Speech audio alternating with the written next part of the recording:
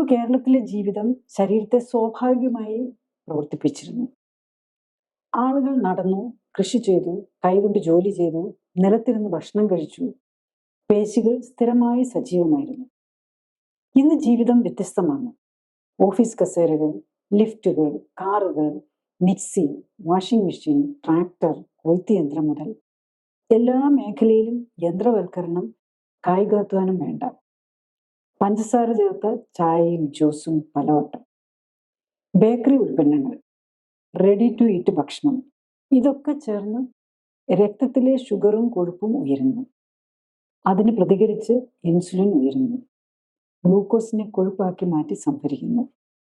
കേരളത്തിന്റെ സാമ്പത്തിക പുരോഗതി മെറ്റബോളിക് വെല്ലുവിളികളെയും കൊണ്ടുവന്നു.